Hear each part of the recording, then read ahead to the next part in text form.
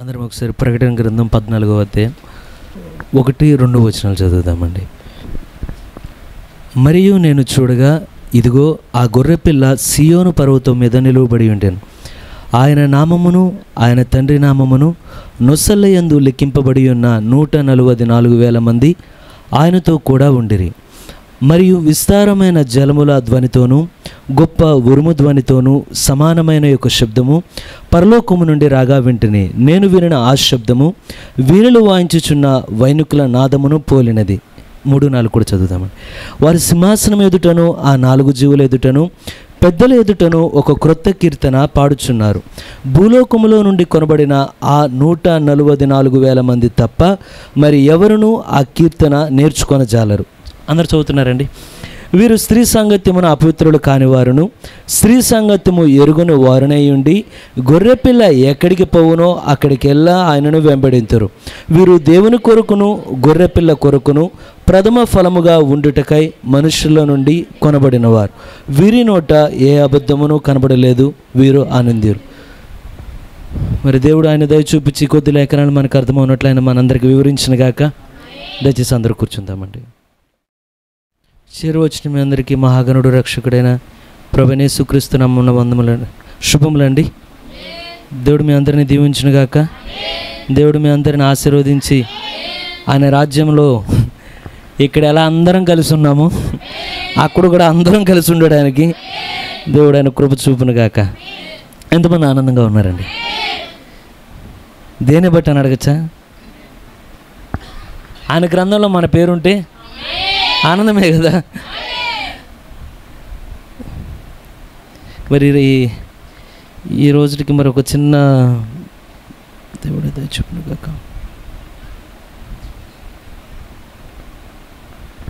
మరి కొద్ది లేఖనాలు వివరించడానికి మరి నేనైతే వేరే అంశం అనుకున్నాను. అది కొన్ని మార్పులు జరిగినాయి. ఏదేమైనా దేవుడు సమస్తం ఎరిగిన దేవుడు కనుక మళ్ళా సమయానికి టెన్షన్ పడకుండా దేవుడు దయ చూపాడండి.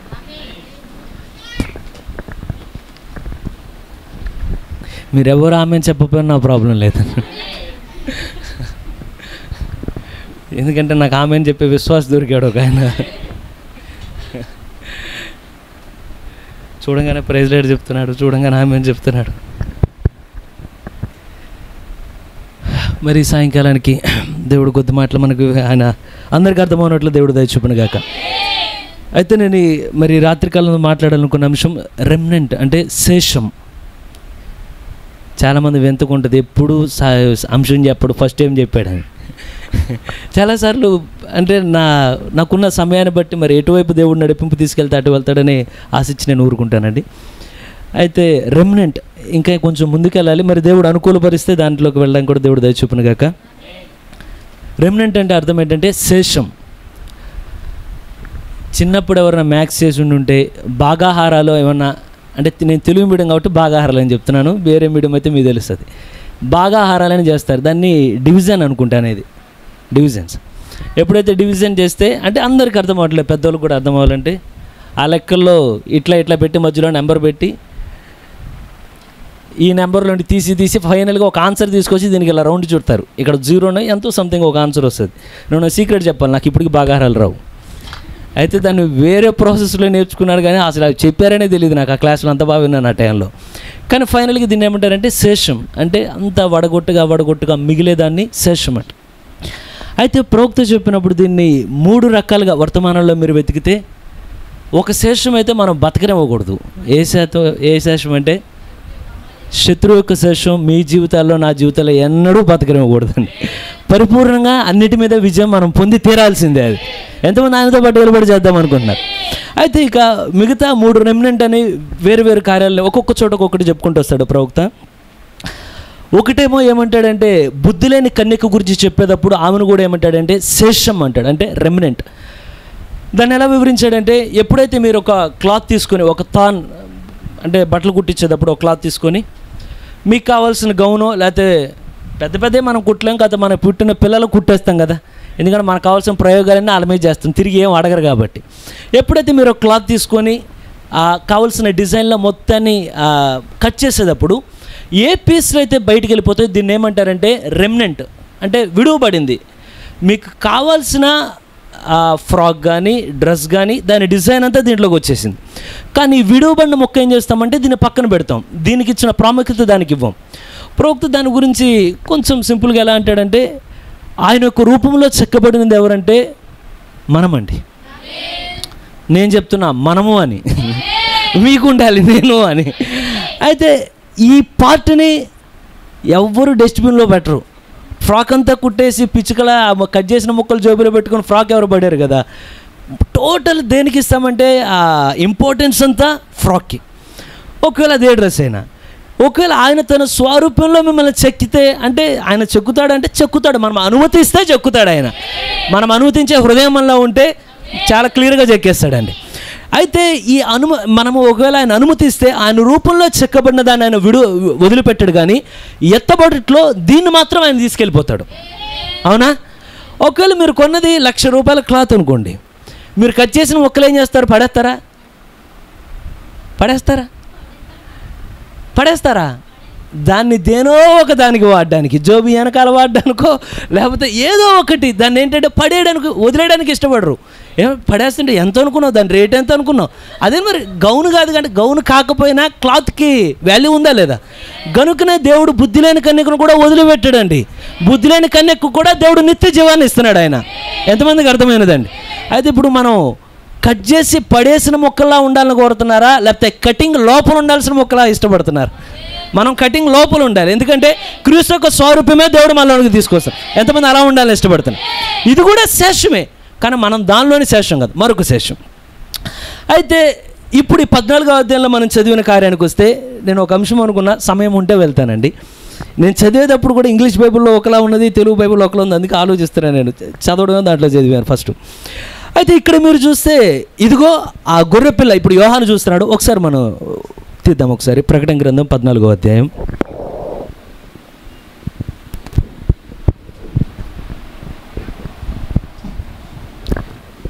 ఒకటో వచ్చిన చదువు. మరియు నేను చూడగా ఇదిగో ఆ గొర్రె పిల్ల సియోను పర్వతం మీద నిలబడి ఉండెను.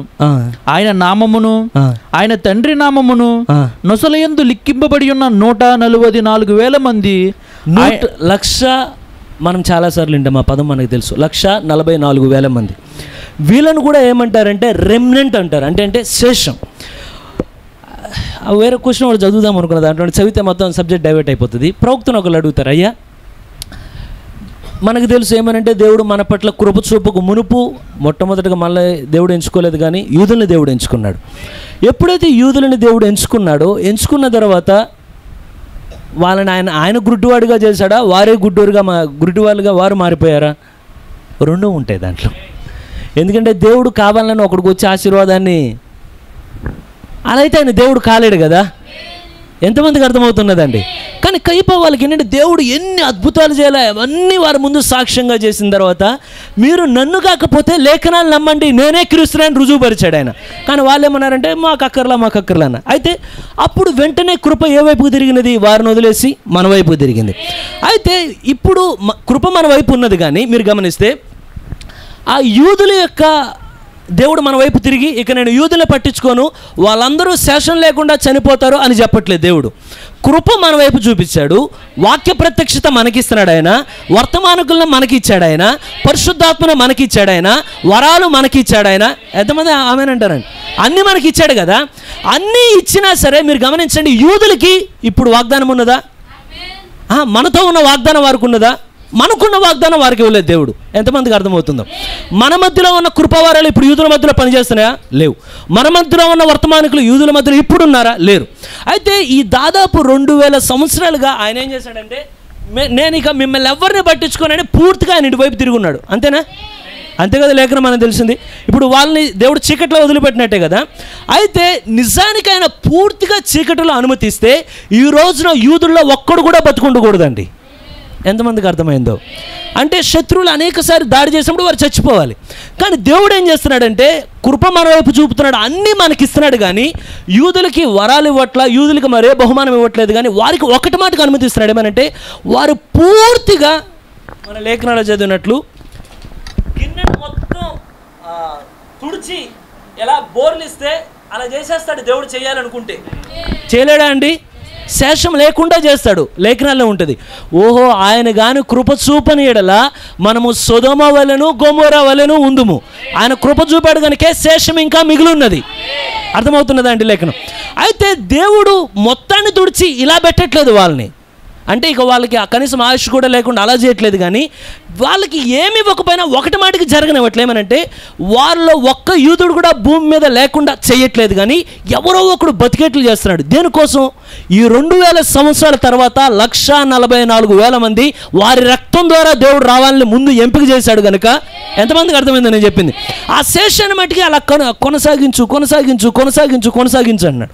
వెంటనే ఒకళ్ళు వచ్చి అడిగారు, అయ్యా మరి నిజమే వాక్యమంతా మన మధ్యలో ఉన్నది, ప్రత్యక్షత అంతా మన మధ్యలో ఉన్నది, మరి 2000 సంవత్సరాలుగా పుట్టిన ప్రతి నిజమండి. మీరు ఎప్పుడైనా హిస్టరీ చదివితే సోషల్గానే అవి యూదులు పడ్డ నరక యాతన భూమి మీద నాకు తెలిసినంత వరకు ఏ జాతి అనుభవించాల. 2000 సంవత్సరాలు సొంత ఇల్లు అంటే అసలు ఎక్కడికి వెళితే అక్కడ అంటే పబ్లిక్లో చెప్పకూడదు, కానీ దాని అంతటికీ దేవుడు కొన్నిసార్లు కదిల్చే కదలికలు అలా ఉంటాయి. మతం అనే ఒక్క పేరు అంతే. వాళ్ళు ఇప్పటికీ కోరుతారు ఏమనంటే, టెర్రరిస్టులు ఎవరైతే ఉంటారో వాళ్ళు ఇప్పటికీ చెప్పే మాట ఏంటంటే, మీకు ఎందుకని యూదులు అంటే అంత కసి అంటే వాళ్ళు ఉన్న ఖురాన్ని బట్టి. ఇప్పుడు వారు చెప్పింది, నేను చదవలేదు ఖురాను, వాళ్ళు చెప్పినదే. మేము యూదుల్ని ఎక్కడి వరకు చంపాలంటే భూమి మీద ఒక్క యూదుడు కూడా ఉండకూడదు. ఒకవేళ ఒక యూదుడు ఒక చెట్టు వెనక్కి వెళ్ళి ప్రాణరక్షణ కొరకు దాక్కుంటే ఆఖరికి చెట్టు కూడా కేక వేయాలంట వాళ్ళ గ్రంథ ప్రకారం. నేను చెప్పట్లేదు. ఇదిగో నువ్వు ఏ యూదునైతే చంపాలనుకున్నా వాడు పారిపోతున్నాడు చూడు, వాడు నా వెనకాల ఉన్నాడు, వచ్చి వాడిని చంపు అని. అసలు ఇంత ప్రతీకారం ఒక మనిషి మీద ఎట్లా కలుగుద్ది? దేవుడు అప్పగిస్తే కలుగుద్ది. ఎంత ప్రతీకారం అది! కానీ ఇంత వ్యతిరేకత ఉన్నా కానీ భూమి మీద యూదుల్ని లేకుండా చెరిపేయడం ఎవరి వల్ల కాదండి. కారణం దేనికని? 1,44,000 మంది కీ పాయింట్. వారికి ఎంతమందికి అర్థమవుతున్నదో ఆ శేషం కొరకు దేవుడు ఏం చేస్తున్నాడంటే వాళ్ళని బ్రతకనిచ్చి అయితే కానీ ఎప్పుడైతే వీళ్ళు అడుగుతున్నారు, మరి 2000 సంవత్సరాలుగా యూదులందరూ మరి వారికి తెలిసినట్టు యెహోవాను ఆరాధిస్తున్నారు కదా, ఈ 2000 సంవత్సరాలు పుట్టిన కోట్ల మంది ఒకళ్ళు ఉండవచ్చునేమో, ఆ యూదులందరూ రక్షించబడతారా? లేకుంటే కొంతమందే రక్షించబడతారా? అంటే నేను చెప్పేది ఇప్పుడు బతుకున్న వాళ్ళు కాదు. 2000 సంవత్సరాలుగా యేసు ప్రభు మనతో ఉన్నారు ఆయన. మరి 2000 సంవత్సరాలు ఇక్కడ 7 సంఘకాలాలు కొనసాగుతున్నాయి. మరి 7 నేను చెప్పేది అర్థమవుతుందా అండి? మీకు ఏమైనా కష్టంగా ఉంటే నేను మారుస్తాను బొండ్ రూట్. అంటే యేసు ప్రభు అన్యుల వైపు తిరిగి ఎన్ని సంవత్సరాలు అయింది? యేసు ప్రభు చనిపోయినప్పుడు ఇటువైపు ఉన్నారు కదా. అయితే నేను అనేది 2000 సంవత్సరాలుగా యూదులు పుడతానే ఉన్నారు కదా, వాళ్ళందరినీ దేవుడు రక్షిస్తాడా? కొంతమందిని రక్షిస్తాడా? ప్రవక్త చాలా సింపుల్ చెప్పాడు. అందరినీ రక్షిస్తాడా? కొంతమందిని రక్షిస్తాడంటే ప్రవక్త సింపుల్గా ఏమన్నాడంటే, అందరూ కాదు, కొందరు కాదు. ప్రారంభంలో ఆ గొర్రె పిల్ల జీవ గ్రంథంలో, ఆయన దగ్గర ఉన్న ఆ జీవ గ్రంథంలో, ఆయన రాసిన ఆ గ్రంథంలో ఎవరో పేర్లు రాయబడితే యూదుడైనా అన్యుడైనా దేవుడు తప్పక రక్షించి తీరుతాడు. ఒకవేళ గ్రంథంలో లేకపోతే నువ్వు యూదుడు అయినా చేసేది లేదు, అన్యుడు అయినా చేసేది లేదు. ఎంతమందికి అర్థమైనదండి? అయితే ఇప్పుడు ఈ 1,44,000 మంది నాకు చాలాసార్లు అర్థం కాలేదు ఇంతకుముందు చదివినప్పుడు. సియోను పర్వతం మీద ఉంటే గొర్రెపిల్ల ఏళ్ళ మధ్యలో నుంచోవడం ఏంటి? గొర్రెపిల్ల ఏళ్ళ మధ్యలో నుంచోవడం అయ్యా, గొర్రెపిల్ల వారి మధ్యలో నిలబడడం ఏంటయ్యా అంటే ప్రభువైన యేసుక్రీస్తు వారితో పాటు నిలబడ్డం దాని అర్థం అండి. సుదర్శన్ దానికి నువ్వు ఆనందించేది ఏమున్నదంటే, గొర్రెపిల్ల ఎక్కడుంటే అక్కడ ఆరాధన ఉంటుందండి. గొర్రెపిల్ల ఎక్కడుంటే అక్కడ భద్రత ఉంటుందండి. గొర్రెపిల్ల ఎక్కడుంటే అక్కడ జీవం ఉంటుందండి. ఎంతమంది నాతో పాటు ఏకీభవించాలి ఉన్నారు? సుదర్శన్ ఈరోజు గొర్రెపిల్ల ఎక్కడుందంటే మన మధ్యలో ఉన్నది కనుక ఇప్పుడు సంతోషించే కార్యం ఏంటంటే ఒకరోజు అటు వెళ్ళబోతున్నది, కానీ ఈరోజు ఎక్కడున్నదంటే నా హృదయంలో ఉన్నది అది, మా ఇంట్లో ఉన్నది అది, మన సంఘంలో ఉన్నది అది, మన మధ్యలో ఉన్నది అది, మనతో మాట్లాడాలని కోరుతున్నది అది, మన మధ్యలోకి రావాలని కోరుతున్నది అది, మనతో సంభాషణ చేయాలని కోరుతున్నది అది, మనతో వ్యవహరించాలని కోరుతున్నది. ఎవరైనా గొర్రెపిల్లని కాపాడుకునే వాళ్ళు ఉన్నారా? అయితే 1,44,000 మంది ఉన్నప్పుడు వాళ్ళు ఇప్పుడు ఇన్ని సంవత్సరాలు వారు భయంతో ఉన్నారు. కానీ ఎప్పుడైతే గొర్రెపిల్ల వారి మధ్యలోనికి వస్తే భయంతో ఉండరండి. ఇప్పటి వరకు ఏ మెస్సయ్య గురించి చూసారో అదే మెస్సయ్య వచ్చి, మీరు ఏ మెస్సయ్య కోసం ఎదురు చూసారో నేనే ఆ మెస్సయ్యనని. అయితే ఇప్పుడు ఆ 1,44,000 మందిని పక్కన పెడతాం.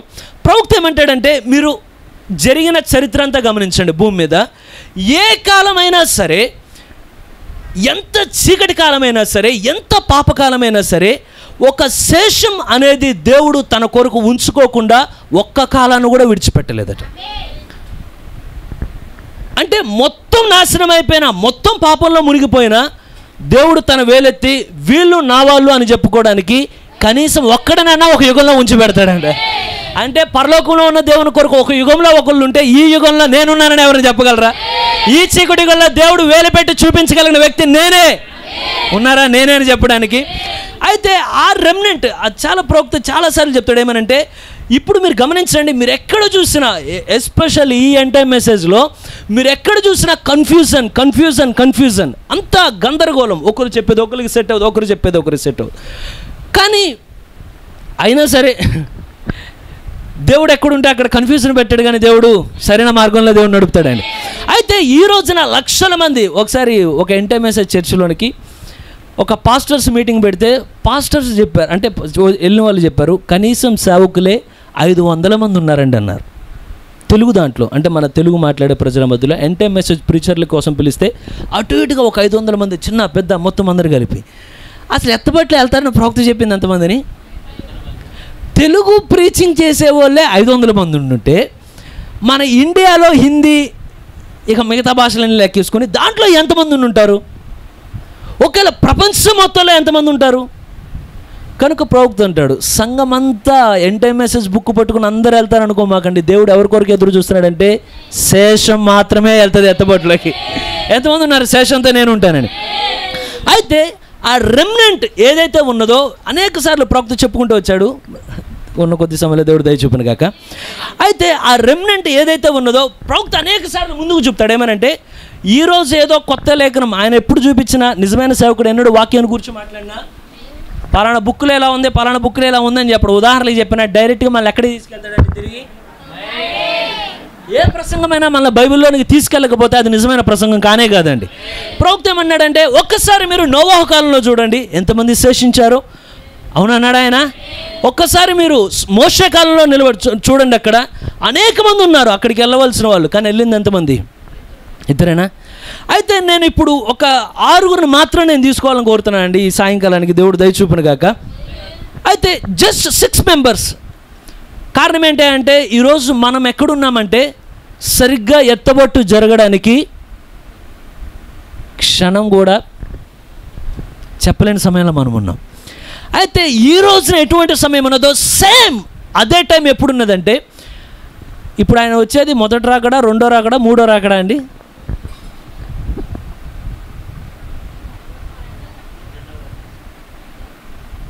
అదృశ్యంగా జరిగే ఎత్తపట్టేది. రెండో రాకడా అంటే మళ్ళీ కొన్ని లైన్లు తేడా వస్తాయి మళ్ళీ. సరే, అయితే ఈసారి భూమి మీదకి రాడు ఆయన, మధ్యాకాశం వరకే వస్తాడు ఆయన. అయితే మీరు ఫస్ట్ అంటే ఆయన మొట్టమొదటిసారి వచ్చినప్పుడు అక్కడ పరిస్థితులన్నీ ప్రవక్త వివరించి ఆ సమయంలో ప్రభు యేసు కొరకు అనేక మంది ఆయన వస్తాడు అందరూ చెప్పారు. చెబితే వాళ్ళందరిలో ప్రవక్త ఎక్కువ నోట్ చేసి చెప్పేది ఎంతమందిని అంటే 6 people. కొన్ని లక్షల మంది యూదుల ఇశ్రాయేల్ మధ్యలో ఏమంటాడంటే ప్రభు యేసుక్రీస్తు వచ్చిన తర్వాత కాదు, వచ్చే సమయానికల్లా సరిగ్గా మెస్సియాను గుర్తించగలిగిన వాళ్ళు ఇశ్రాయేల్లో ఎంతమంది ఉన్నారంటే లక్షల మంది ఇశ్రాయేల్లో కేవలం ప్రవక్త నోట్ చేసి చెప్తున్నానండి.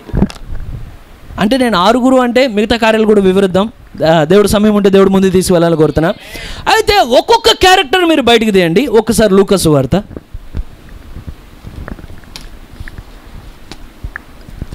2వ అధ్యాయం, లేక ఒక్క నిమిషం అండి. లూకా సువార్త 1:8 చదువుదాం. జకర్యా తన తరగతి క్రమము చొప్పున దేవుని ఎదుట యాజక ధర్మం జరిగించుచుండగా యాజక మర్యాద చొప్పున ప్రభు ఆలయంలోనికి వెళ్ళి ధూపం వేయుటకు అతని వంతు వచ్చెను. చాలు బ్రదర్, అక్కడ వరకు. అంటే ఇప్పుడు మీరు గమనించండి, చుట్టూ లక్షల మంది ఇశ్రాయేల్ మధ్యలో ఇప్పుడు దేవుడు తన వేలు ఉంచగలిగిన వ్యక్తి ఎవరయ్యా అంటే జకర్యా. అతను ఫస్ట్ లిస్ట్లో పెడదాం. అసలు దాదాపు 400 సంవత్సరాల చీకటి, దేవుడు మాట్లాడేది లేదు, దేవుడు ప్రవచనం ఇచ్చేది లేదు, లేకపోతే దేవుడు దర్శనం ఇచ్చేది లేదు, దేవుడు కల్లో మాట్లాడేది, అంత silent silent silent silent silent. ఎప్పుడైనా మీరు గమనించండి, మన జీవితం ఎంత సైలెంట్గా ఉన్నా దేవుడు ఏదో దిక్కులుండి మనతో మాట్లాడుతూనే ఉండాలి. ఆయన మాట్లాడితేనే మనం బ్రతికి ఉంటామండి. ఆయన వాక్కు మన మధ్యలోగానే లేకుండా ఉంటే సంఘం ఏమైపోద్దంటే cool cool cool cool cool. ఎక్కడి వరకు అంటే డీప్ ఫ్రిడ్జ్లో పెట్టిన ఐస్ గడ్డ అట్టు అయిపోతారు విశ్వాసులు కూడా. ఏమంటే చల్లగా అయిపోతారు.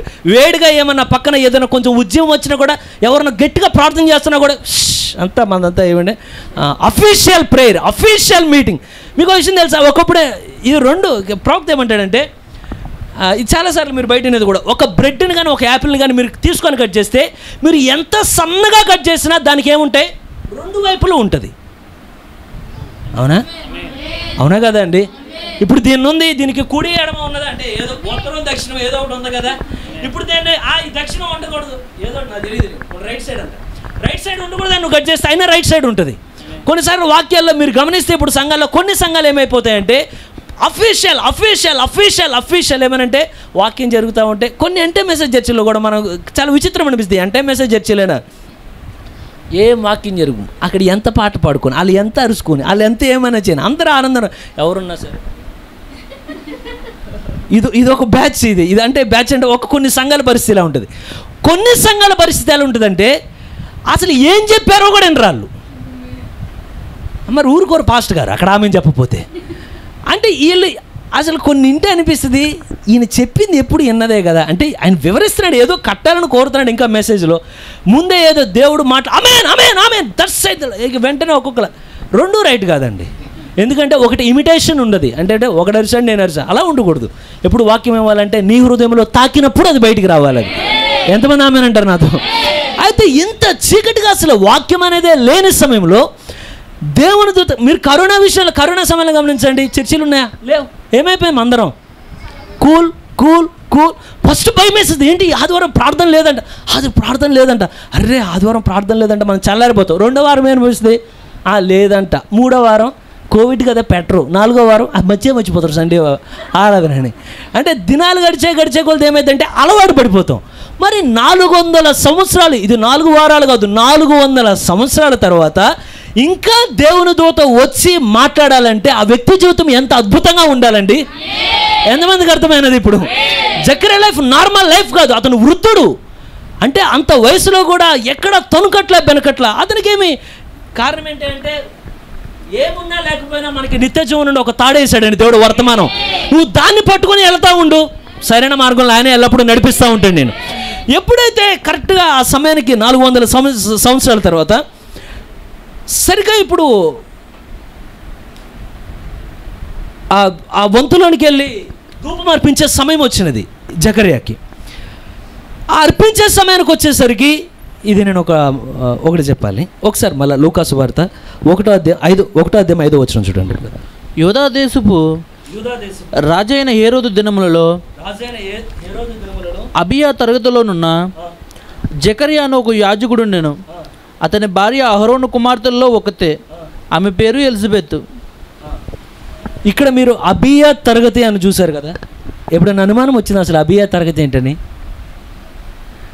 ఇది కానీ మీకు అర్థం అవ్వాలంటే ఇది కూడా ఒక పాయింట్ ఉందండి, అందుకని చెప్తున్నాను. లూకాసు వార్త 1వ అధ్యాయంలో మీరు చూసే అబియా తరగతి అనేది దావీదు కాలంలో ఏం జరిగిందంటే, అనేక మంది యాజకులు ఉన్నారు, అనేక మంది అహరోను వంశం నుండి వచ్చిన యాజకులు ఉంటే అనేక మంది ఒకేసారి వెళ్ళి లోపల యాజకత్వం చేయలేరు. దావీదు ఏం చేశాడంటే వాళ్ళందరినీ దాదాపు 24 గుంపులుగా విడగొట్టాడు. 1 2 3 4 5 ఎవరికాలుగా బ్యాచ్లుగా పెట్టి దాదాపు ఒక్కొక్కరికి సంవత్సరంలో ఒక్కొక్క సమయంలో వారికి వంతు వచ్చినప్పుడల్లా దాదాపు 2 సార్లు రావచ్చు సంవత్సరంలో.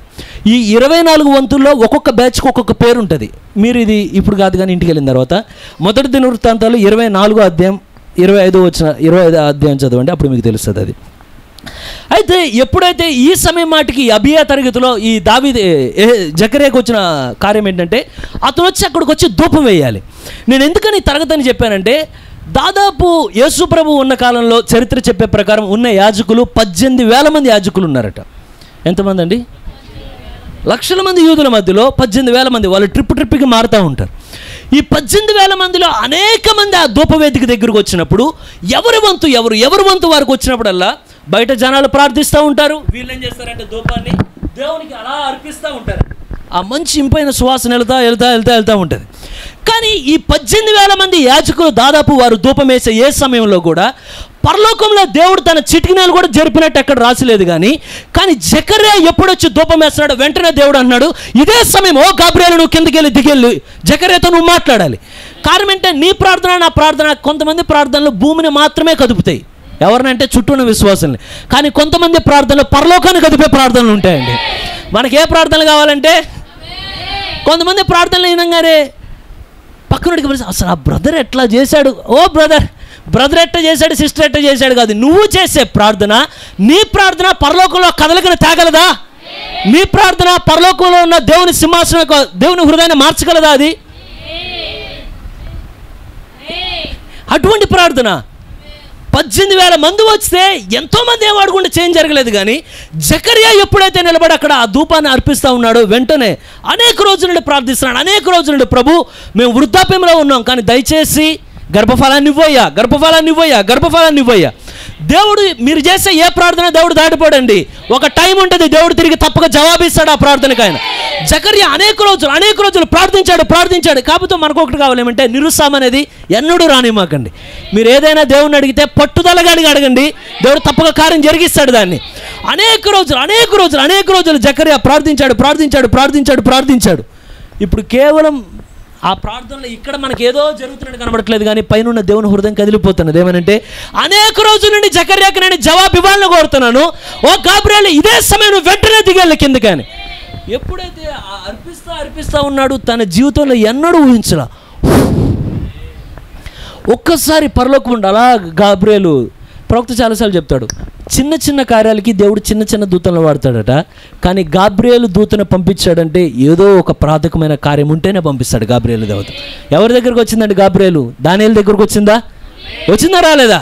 ఇప్పుడు అదే గాబ్రియేలు దూత ఎప్పుడైతే జకర్యా దగ్గరకు వచ్చి మాట్లాడేటప్పుడు, ఒక్కసారి లూకా సువార్త 1:12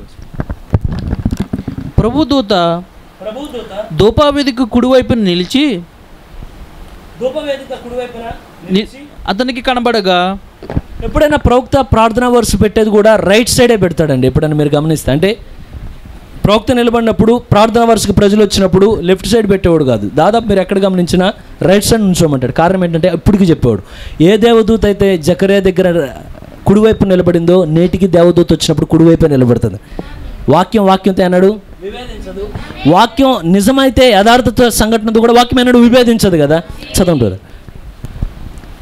జకర్యా అతను చూచి తొందరపడి భయపడిన వాడాయను. అప్పుడు ఆ దూత అతనితో, జకర్యా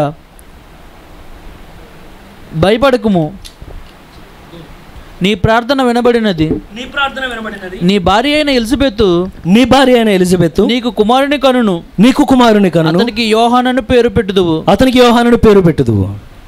చదవండి. అతడు ప్రభు దృష్టికి గొప్పవాడై ద్రాక్షారసమైనను మద్యమైనను త్రాగక తన తల్లి గర్భమున పుట్టినది మొదలుకొని పరిశుద్ధాత్మతో నిండుకున్న వాడై ఇశ్రాయేలులో అనేకులను ప్రభువైన వారి దేవుని వైపు త్రిప్పును. మరియు అతడు తండ్రుల హృదయములను పిల్లల తట్టునకును. 18 జకర్యా ఇది నాకెలాగూ తెలియను, నేను ముసలివాడను, నా భార్య బహుకాలం గడిచినదని ఆ దూతతో చెప్పగా దూత నేను దేవుని సముఖమునందు. చాలు బ్రదర్. ఏదైతే జకర్యాకు వచ్చి గాబ్రియేలు దేవదూత చెప్పిందో, జకర్యా అప్పటికి లేఖనాలు చదివి ఉండడంలో అసలు ఒక వృద్ధాప్యంలో ఉన్న వాళ్ళకి పిల్లల్ని ఇవ్వడం అనేది ఇశ్రాయేల్ మధ్యలో అదేమి కొత్త కార్యం ఏం కాదండి. అబ్రాహాముకి 100 సంవత్సరాలకి దేవుడు ఇచ్చాడా? ఇస్సాకి 60 సంవత్సరాలకి ఇచ్చాడా? వృద్ధురాలైన హన్నాకి ఇచ్చాడా దేవుడు బిడ్డల్ని? రాహేలుకి ఇచ్చాడా దేవుడు? లేయాకి ఇచ్చాడా దేవుడు? మనోహ భార్యకి ఇచ్చాడా దేవుడు? అదేమి కొత్త వచనమేం కాదు. కానీ వినంగానే ఇది నాకేలాగూ తెలియను అనగానే, ఇప్పుడు జకర్యాని పక్కన పెడదాం. ర్యాప్చర్ జరుగుతుందని ఎంతమంది నమ్ముతున్నారు? మనకేసుకుందాం. ర్యాప్చర్ జరుగుతుందని ఎంతమంది నమ్ముతారు? మనకు కూడా ప్రూఫ్ ఉందా? బైబిల్లో ఉందా లేదా అండి? ఎంతమంది ఇష్టపడే వాళ్ళు ఉన్నారు ర్యాప్చర్ని? బాబు ఇక్కడ ఉండాలి లేదయ్యా, ఇంటికి వెళ్ళిపోదామని కోరుతున్నాం, బాయ్ చెప్పాలని. పుట్టింటికి వెళ్ళేటప్పుడు చూడండి భార్యని, బ్రదర్స్ ఉన్నారు కదా, అత్తయ్య ఏమండి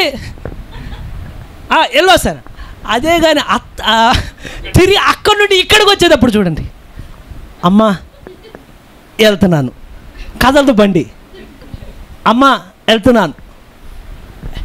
అయితే నేను అడుగుతున్నాను, మీరు మనం అత్తగారు వాళ్ళ ఇంటికి వెళ్ళట్లేదు, మన పుట్టింటికి మనం వెళ్ళబోతున్నామండి. ఎంతమంది బాయ్ బాయ్ చెప్దాం అనుకుంటున్నారు? మీ చుట్టాలకి, మీ ఫ్రెండ్స్కి, లోకానికి, టీవీకి. అప్పుడు చెప్పకూడదు, ఇప్పుడే చెప్పాలి టీవీకి. అంటే మళ్ళీ ఇప్పుడు టీవీ చూస్తే అప్పుడు చెప్పండి, ఇప్పుడే ఆల్రెడీ ఇక్కడ బాయ్ చెప్తే అప్పుడు బాయ్ చెప్పాల్సిన అవసరం ఉండదు, వెళ్ళిపోవచ్చు అక్కడికి. అయితే చాలాసార్లు ప్రవక్త చెప్తాడు రోమియో జూలియట్. అదొకసారి అసలు ఏంటా రోమియో జూలియట్ మీరు చూడబాకండి, నేను చదివానే చెప్తున్నా, ఒక చిన్న బిట్ అది. మళ్ళీ అది సినిమాలో ఏవి తీశారు లోకంగా, అట్లానే మళ్ళీ అవి చూడబాకండి. అసలు మీరు ఎన్నడూ చూడనంత ప్రేమ కలిపేస్తాడు దాంట్లో. రోమియో జూలియట్ అనే కథ ప్రవక్త చెప్తాడు. అది ఎలా ఉంటుందంటే, యేసుప్రభు ఎత్తబట్లో వచ్చేటప్పుడు రోమియో అంటే అతను ప్రేమికుడు అండి, జూలియట్ ఒక యవ్వన స్త్రీ అమ్మాయి. వారు ఇరువురికి పడదనమాట. అంటే వాళ్ళ తల్లిదండ్రులు వీళ్ళ తల్లిదండ్రులు పడదే గొడవలు ఉంటాయి. కానీ ఇద్దరూ కలిసిన సమయాన్ని ఎక్స్ప్లెయిన్ చేసినప్పుడు చాలా అద్భుతంగా ఉంటుంది అది. వాళ్ళు మాట్లాడేటప్పుడు కూడా మాటల్లో లీనమైపోతారు. వాళ్ళు అంటే ఇంకెలా ఉంటుందంటే, వాళ్ళిద్దరిని చూస్తే మనం ప్రేమికులమేమో అన్నట్టు ఉంటుంది అక్కడ. అంటే చదువుతుంటే అంటే మీరు ఎవరైనా ప్రేమిస్తే వాళ్ళు కనపడతారు ఆ స్టోరీలో. అంటే ఎవరు ప్రేమించట్లేదండి, మీ భార్యనైనా ప్రేమించాలి, మీ భర్తనైనా ప్రేమించాలి కదా. మీరు ఎవరు ప్రేమిస్తే వాళ్ళు కనబడిపోతారు ఆ స్టోరీలో. ఎప్పుడైతే ఇంత దగ్గర చెప్పినప్పుడు ఆ స్టోరీలో వాళ్ళు వాస్తవానికి దూరం అయిపోతే చదివేవాడికే కళ్ళల్లో నీళ్ళు తిరిగిపోతాయి, బా హబ్బా అని. కానీ ప్రవక్త ఆ స్టోరీలో ఇద్దరు చచ్చిపోతారు, ఈ స్టోరీలో ఇద్దరు చావరు, ఇద్దరు నిత్యజీవానికి పోతారండి. అయితే ఎప్పుడైతే వెళ్ళేటప్పుడు ఆ రోమియో అనే అతను జూలియట్ను వదిలేటప్పుడు ఆ సంభాషణ వాళ్ళు రాసినది, అంటే నాటకం అప్పుడు ప్రవక్త కాలంలో అది అంటే అంత ముందున్న కాలంలో అసలు వాళ్ళిద్దరు వెళ్ళేటప్పుడు ఒకరికొకరు మాట్లాడుకునేది వింటే వాళ్ళు చెప్తుంటుంది, అదిగో ఆ చందమామలో నిన్ను చూస్తున్నాను, అదిగో ప్రతి పువ్వులోనూ నాకు కనబడుతున్నావు. మనకు కనబడరు, అలా కనబడతారు. ఎప్పుడైతే ఒక్కొక్కటి ఇలా వివరిస్తూ ఉండగానే వెళ్ళేటప్పుడు ఆ వెళ్ళే ఆవిడికి అతనికి వదిలిపెట్టడానికి మనసు ఒప్పదు. కానీ చెప్తాడేమనంటే, పలానా సమయానికల్లా సిద్ధంగా ఉండు, నేను వచ్చి నిన్ను తీసుకొని పోతానని. ఎంత ప్రేమ ఉన్నోళ్ళు ఆయన వచ్చేటప్పుడు ఎట్లుంటారు? అయ్యో నీతో పాటు వెళ్ళిపోతున్నానా, అయ్యో అట్లుండ్రు. ఎప్పుడు వస్తావు ఎవరు? అయ్యా ఎప్పుడు వస్తావయ్యా, నీకోసం సిద్ధంగా ఉన్నానయ్యా, బ్యాగ్ అంతా సదిరేసుకున్నానయ్యా. అయితే ఈరోజు సమస్య ఏమయ్యా అంటే, ర్యాప్చర్ జరుగుద్దా అంటే ఎంటే మెసేజ్ చర్చ్ అంత ఆమేన్. ఎందుకని మనకు ప్రూఫ్ ఉందా లేదండి? బైబిల్లో ఉందా లేదండి? హనోక్ ప్రూఫేనా? ఎన్ని సంవత్సరాలు నడిచాడు దేవునితో? ఎన్ని సంవత్సరాలు? అలా కానీ ఇప్పుడు మళ్ళీ చెప్తే ఏమంటాడు, చెప్తాను 300 సంవత్సరాలు ఉంటుంది. కానీ మీరు వర్తమానం చెబితే 500 సంవత్సరాలు ఉంటుంది. ప్రవక్తలా చెప్పడానికి కూడా కారణం ఉన్నది. అది ఒకసారి చదివినప్పుడు ఆశ్చర్యపోయాను, ఎందుకని 500 అంటాడు. ఒకరి ఆయుష్కాలంతో ముడిపడి ఉంటుంది అది 500 అనేది. అయితే కానీ ఏలియా దగ్గర కూడా ర్యాప్చర్ ప్రూఫ్ ఉందా మనకి? ఉందా లేదా అండి? ఏలియాని దేవుడు ఏం చేశాడు? ఏలియా జాగ్రత్తగా నడుచుకొచ్చే అట్లా, అయ్యా నువ్వు ఇప్పటికే చాలా అలసిపోయావు, ఇక నువ్వు నడిచే పని లేదు, నేనే ఇది ర్యాపిడో బుక్ చేయక్కడ, నేను పంపిస్తావు ర్యాపిడో. ఏం ర్యాపిడో ఇది? హార్స్ ర్యాపిడో ఇది. ఎలా అంటే ఫైరీ హార్స్, అంటే అగ్నితో బగ అంటుతా ఉంటే ఇలా నువ్వు కూల్ డౌన్ ఏలియా, నేను పంపిస్తాను చూడు అక్కడ అని. ఇప్పుడు నడవనివ్వట్లే దేవుడు. వెంటనే ఏలియాని అగ్ని ఒక్కటి కూడా ఏలియాని ఏం చేయాల? వెళ్ళిపోయారా అండి? పాత నిబంధన పరిశుద్ధులు ఎత్తబడ్డారా? యేసు ప్రభు మరణించి తిరిగి లేచారా ఆయన? అయితే ఈ రోజున వాస్తవానికి సమస్య ఏంటంటే, ర్యాప్చర్ అనేది ఎంటే మెసేజ్లో కొత్త ఏమి కాదు. ఎంటే మెసేజ్లో ప్రాబ్లం ఏంటంటే, మనకున్న మన విశ్వాసాల మధ్యలో అది ఎక్కడైనా సరే ఎత్తబట్టి జరుగుద్దంటే ఆమెన్ అంటారండి. ఒకవేళ అంటే ఏలే ఎత్తబడ్డాడు ఆమెన్ అంటారు. ఈ ఆమెన్ ఎక్కడ వస్తుంది తెలుసా? గుండె లోతుల్లో ఉండి వస్తుంది. నమ్ముతారు పూర్తిగా. నమ్మేవాళ్ళు ఉన్నారా? అయితే హనోక్ ఎత్తబడ్డాడంటే గుండె లోపల వస్తుంది, ఆమెన్ అంటారు. ఏమని నమ్మారు కదా మీరు? పాత నిబంధన పరిశుద్ధులు నమ్మారు, ఆమెన్ అంటారు. మీరు వధువు ఎత్తబడుద్దంటే కూడా ఆమెన్ అంటారు. అనరా మీరు? ఎక్కడి నుండి వస్తుంది? కానీ నువ్వు ఎత్తబడతావంటే ఆమెన్ ఎక్కడి నుండి రాదు. అదే ప్రాబ్లం.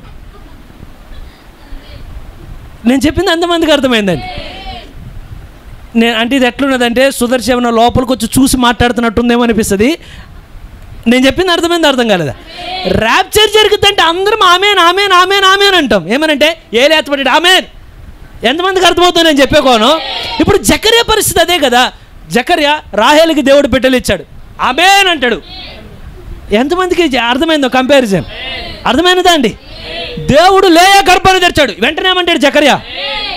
దేవుడు సారా గర్భాన్ని తెరిచాడు. ఎన్ని సంవత్సరాలు? 90 సంవత్సరాలకి తెరిచాడంటే అసలు అనుమానం లేదు. జకర్యా గుండెల్లో ఏమైనా వస్తుంది, ఆమేన్ అంటాడు. అర్థమైనదా అండి? కానీ జకర్యా నీకు బిడ్డనిస్తాడంటే ఇది ఎలాగూ అంటాడు. ఇప్పుడు మన పొజిషన్ కూడా ఎట్లా అయిపోయినదంటే, దేవుడు అందరిని ఎత్తబాట్లో తీసుకెళ్తాడు, ఆమెన్ ఆఖరికి వధువుని తీసుకెళ్తాడంటే కూడా దేవుడు నిన్ను తీసుకెళ్తాడంటే గుండె లోపల రాదు, ఎక్కడ నుండి వస్తుంది? ఎంతమందికి అర్థమైందని చెప్పేది? కానీ ఈ రోజున ఎలా అయిపోవాలయ్యా అంటే, ఇంకోలా చెప్పాలంటే, దేవుడు స్వస్థత చేస్తాడా? చేస్తాడా చేయడా? దేవుడు బర్తిమేయకి కళ్ళు ఇచ్చాడా? దేవుడు రక్తస్రావాన్ని అరిగట్టేశాడా? దేవుడు అర్థమైపోయింది, ముందే నవ్వుకుంటున్నారు ఇదైతే తర్వాత ఏదో అడగబోతున్నాడని. మీరు గమనించండి, లేఖనాల్లో ఉన్న ఇక్కడున్న ఏ క్రైస్తుడు అనుమానించుడు, లేఖనాల్లో ఉన్న ప్రతి కార్యాన్ని ఏమంటుంటే amen amen amen amen amen amen. ఆఖరికి ఒకవేళ అనారోగ్యంతో ఎవరైనా చర్చిలోకి వస్తే కూడా, నీకు తెలుసా మా దేవుడు ఎంత గొప్పవాడు, దేవుడు నిన్ను స్వస్థపరుస్తాడు. బాగానే ఉంది, మరి నిన్ను స్వస్థపరుస్తాడంటే అప్పుడు వెంటనే ఏమొస్తుందంటే, ఇది నాకెలాగూ తెలియను అని. ఓ బ్రదర్, ఇప్పుడు నీకేం రావాలంటే, దేవుడు అబ్రాహాముని ఇచ్చాడా సంతానం? లేయాకి ఇచ్చాడా? రాహేలుకి ఇచ్చాడా? మనోహ భార్యకి ఇచ్చాడా? నీకు ఇస్తాడంటే ఎక్కడి నుండి? ఎంతమందికి అర్థమైనదో అండి? దేవుడు బర్తిమేయకి కన్నులు ఇచ్చాడా? రక్తస్రావాన్ని ఆపేశాడా? అక్కడ అద్భుతాలు చేశాడా? చేయలేదు? ఆయన వినలను వినట్టు చేశాడా? నడవలను నడిచేట్టు చేశాడా? నీ కాళ్ళను మోకాలు నొప్పు, కాళ్ళ నొప్పు, కీళ్ళ నొప్పి ఎంత ఆయనకి స్వస్థపరచాలంటే ఆమేన్, నాకు ఆయన చేస్తాడని నేను నమ్ముతున్నా.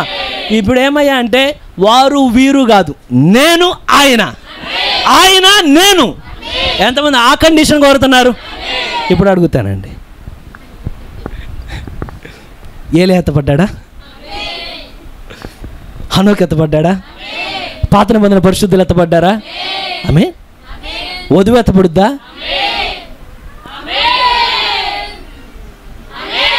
హృదయం లోపల నుండి. మీరు గమనించండి, యోహాను రాసిన పత్రికలు. నాకేమో డౌట్గా ఉంది సుదర్శన్ అంటే, ప్రవక్త చాలాసార్లు చెప్తాడు, దెయ్యానికి ఒక అలవాటు ఉన్నదంట. వాడేమనంటే, నీ దగ్గర ఉన్నదేమో లేదని చెప్తాడంటే, లేనిదేమో ఉందని చెప్తాడంట. అంటే నిజంగా ఒకవేళ ఎంతమందికి అర్థమైందని నేను చెప్పింది? ఒకవేళ అంటే సరే, లేకపోతే నువ్వేదైనా కార్యం కలిగి ఉన్నావు అనుకో, దేవుడు దెయ్యం వచ్చి అంటాడంట, ఎవరికో నీ విశ్వాస జీవితం ఏమో పనికి వస్తుంది దీనికి అంటాడు. ఒకరికి విశ్వాసం లేదని అంటాడు, నీకు ఉన్నది చాలే భక్తి జీవితం, ఎంతకన్నా ఎక్కువ అక్కర్లేదు అంటాడు. సో నువ్వేం చేయాలంటే, ఎవరు దీన్ని తూకం వేస్తారంటే ఎవరు? మనమే వేసుకోవాలి ఆ తూకం. అయ్యా ఎక్కడ తూకం వేస్తారు? ఇది తీసుకెళ్ళి ఎవరి చేతిలో పెట్టాలంటే, ఎవరి చేతిలో పెట్టుకుని మనస్సాక్షి సరైన తూకం చెప్పుద్ది నీకు. ఎంతమంది ఆమెనంటారు దీని విషయంలో? ఎవరో చెప్పక్కర్లేదండి, పాస్టర్ గారు రక్కలా, డీకన్ రక్కలా, ఎవరు రక్కర్లా. కేవలం నీ మనస్సాక్షిని తట్టు, మనస్సాక్షి నీకు నిజం చెప్పుద్ది. పాస్టర్ గారైనా కొంచెం ఎందుకన్నా, లేకపోతే తోటి విశ్వాసన అంటే ఏమంటాడు అనుకోవచ్చు, కానీ మనస్సాక్షి అట్ట ఏం ఫీల్ అవ్వదు. నువ్వు తప్పు చేస్తే నువ్వు తప్పు చేసావు ఆగి ఎక్కడ అంటది, నువ్వు రైట్ చేస్తే నువ్వు రైట్ చేసావు, దేవుడు ముందు నువ్వు సరిగ్గా ఉన్నావని చెప్పుద్ది. ఆమేన్. అయితే నీ మనస్సాక్షి మీద ఎన్నడూ దోషారోపణ చేయట్లేదు అనుకో, బీ హ్యాపీ, నిజంగా సంతోషంగా ఉండు. నీకు ఎంతవరకు తెలుసో అంతవరకు నువ్వు సరిగా జీవించావు అనుకో చాలు. నువ్వు అక్కడితో ఏమైనా ఇక నువ్వు ఇప్పుడు మన కంపారిజన్ ఎలా ఉంటుందంటే, ఒక సేవకులు చెప్పారు ఒకసారి, ఒక చాలా ఆయన కొంచెం ప్రార్థనలో ఉంటారు. మీరు గమనించండి, కొన్నిసార్లు అందరి లైఫ్ ఒకేలా ఉంటుంది, ఒక్కొక్కరిది ఒక్కొక్క కోణంలో ఉంటుంది. ఆయన ఒకసారి ఒక బిలీవర్ దగ్గరికి వెళ్ళేసరికి, ఆ బిలీవర్తో పాటు ఉన్నారు ఆయన, వాళ్ళ వైఫ్ ఎవరో ఉన్నారంటే చెప్పారంటే, సరే సాయంత్రం పలానా కూటానికి వెళ్దాం. వీళ్ళు వేరు వేరు స్థలాలకు తిరుగుతాడు ఈయన. అనగానే కూటానికి ముందు కొంచెం గ్యాప్ ఉండగానే బయటికి వెళ్దాం అన్నాడంటే ఈయన. అనగానే ఆ భార్య అన్నదట, ఆ విశ్వాస్ చెప్పాడు ఏమనంటే, సారీ బ్రదర్, వైఫో సిస్టరు ఆవిడ వెంటనే రాదు, ఎందుకంటే కూటం కానీ ఉంటే అబ్బో అసలు ఎట్లాంటి విశ్వాసాలు మనం ఊహించలేనండి. కూటం ఉన్నదంటే 3-4 గంటల ముందు ఆరాధనలో ప్రార్థనలో కూర్చుంటుందండి. ఎన్ని గంటలు? కూటానికి ముందు. అసలు ఉంటారండి? మనం కూడా ఉండొచ్చు. ఎప్పుడైతే ఇలా చెప్పంగానే ఈయనకి అప్పుడు వరకు ఎత్తబట్లు వెళ్తానే అనిపించిందంట, కానీ అది అనగానే డౌట్ వచ్చిందంట. ఎందుకు నేను ఎత్తబట్లు వెళ్తానా? ఏమనంటే ఎంతమంది వెళ్ళేది లేశాక 500 మందిలో ఇప్పుడు నా పోస్ట్ ఉంటుందా, నా సీటు, లేకపోతే ఈవిడ వచ్చేస్తే నేను 501 ఉన్నాయి బయటికి వెళ్ళిపోతానని. సో నువ్వు ఎప్పుడు బేజారు చేయాల్సిందే పక్కన వాళ్ళతో కాదు, నీకు దేవుడు ఇచ్చిన మనస్సాక్షి, సరైన మనస్సాక్షి ఇచ్చాడు దేవుడు మనకి. దాన్ని నువ్వు వెళ్ళడు చంపకుండా ఉండు చాలు. మనం ఏం చేస్తాం కొన్నిసార్లు, నీకు ప్రార్థన తక్కువైంది, గప్చప్, నువ్వు దాన్ని చంపమాకు, అది నీకు నిజమే చెప్పుద్ది. నువ్వు దాన్ని కాపాడుకోగలిగితే ఎంతమంది ఉన్నారండి? సరే ఇప్పుడు చెప్పచ్చా, నా కోసమే అంటారా? రక్షణ, స్వస్థత, వాగ్దానం, ప్రతి మాట దేవుడు సేవకుడు పంపించింది, దేవుడు ప్రవక్తను పంపించినది, దేవుడు వర్తమానాన్ని పంపించినది, దేవుడు ఇప్పుడు మాట్లాడేది ఎవరి కోసం? 100%. ఆమేన్. చాలా వాక్యం చెప్పినప్పుడు అది మొత్తం కంపేర్ చేసేస్తాం. ఏమనగానే ఆ పాస్టర్ గారు పలానా ఒకవేళ కోపం గురించి మాట్లాడారు అనుకోండి, కోపం ఉన్నోడు ఎవరు ఉంటారు కదా మనకు తెలిసిన పక్కన, వెంటనే ఇలా నేను చూస్తాను కొన్నిసార్లు. నిజమండి, ఇది జరుగుతాడు. ఇక్కడ జరగలేదు, నేను చెప్పేటప్పుడు జరగలేదు, సహజంగా జరిగేది. విశ్వాసం ఉండగానే ఇలా చూస్తుంటారు, అంటే పాస్టర్ గారు చెప్పింది తగిలిందా, అర్థమైందా అని. ఒకవేళ పలానా వాళ్ళు ఏదైనా గొడవ చేస్తారు, పలానా వాళ్ళు తిడతారన్నారు అనుకోండి, వాళ్ళకి తెలియదు, వాళ్ళు కూర్చొని చూడంగానే పాస్టర్ గారు చూస్తుంటారు. నాకు తెలియకూడదు. హోటల్కి వెళ్ళిన తర్వాత ఎన్ని ప్లేట్లు ఎత్తుల వాళ్ళు తింటుంది అంటే అందరూ తింటా ఉంటే చూస్తుంటావా, ఇడ్లీ వచ్చింది వాళ్ళకి, పూరి వచ్చింది వాళ్ళకి, మరి నువ్వెందుకు వచ్చావు? కనుక నువ్వు చర్చికి వచ్చావంటే నీతో దేవుడు ఏదో మాట్లాడేది ఉంటుంది కదా. ఎంతమందికి అర్థమైనదండి? మనం ఏం చేస్తామంటే ఆశీర్వాదం వచ్చి దేవుడిని దీవిస్తాడు, ఆమేన్, నీ బ్రతుకు సరిదిద్దుకోనగానే నువ్వు ఫస్ట్ నుండి చివరి వరకు నువ్వు మొట్టమొదట్లో ఇది వరకు ఫస్ట్ ఎట్లా వాక్యం వినేవాడిని అంటే నిజానికి అది సరైన ప్రాసెస్ అండి. కళ్ళు కూడా అంటే వేరేలా అయిపోద్ది ఇది. మళ్ళీ నేను ఫస్ట్లో చాలా అంటే నేను అలా విన్నప్పుడు నిజం ఏమనంటే కొన్నిసార్లు సేవకుడు పేపర్ మీద ఏం రాసుకొచ్చాడు అనే దాని మీదుగా దేవుడు మాట్లాడేది. నీ గుండెని బట్టి దేవుడు ఒక తలంపునిచ్చి నడిపిస్తాడు సేవకుడు. కొన్నిసార్లు నేను వాక్యం విన్నప్పుడు ప్రారంభంలో నా బాగా గుర్తు, అంటే దేవుడు ఆత్మ నాతో డీల్ చేసే సమయంలో అనుకున్నాను, ప్రభువా ఎప్పుడైనా విన్నారో లేదో నాకు తెలియదు, కానీ సేవకుడు చెప్పే మాటలో ఒక్క మాట కూడా నేను మిస్ అవ్వకూడదు. ఒక్క పదం కూడా నేను మిస్ అవ్వకూడదు. నేను అలాగే కూర్చునేవానండి ప్రేయర్లో, ప్రభు నేను వెళ్తున్నా, నాకు తెలియదు నువ్వు వాళ్ళతో మాట్లాడుతూ కానీ నువ్వు మాట్లాడే ప్రతి మాటకి నేను ఆమేనంట, నువ్వు మాట్లాడే ప్రతి మాట నాదని నేను నమ్ముతాను, నువ్వు మాట్లాడే ప్రతి మాటకి నేను ప్రతిస్పందిస్తాను, నువ్వు మాట్లాడే ప్రతి మాట నా జీవితంలో ఒక మార్పు తీసుకురావాలని కోరుతానని ఎటు చూసేవాడిని కాదు, ఏం చేసేవాడిని కాదు, కానీ అలా కూర్చోగానే అలా కళ్ళు మూసుకొని వింటాను. చాలాసార్లు బైబిల్లో మాట్లాడాడు, కొన్నిసార్లు దేవుడు బలిపీఠం మీద మాట్లాడుతుంటే అప్పుడు నేను రిఫరెన్స్ చదివేవాడిని. అక్కడ ఇప్పుడు చదువుతాను, అక్కడ చదువుతాను, ఇక్కడ చదువుతాను.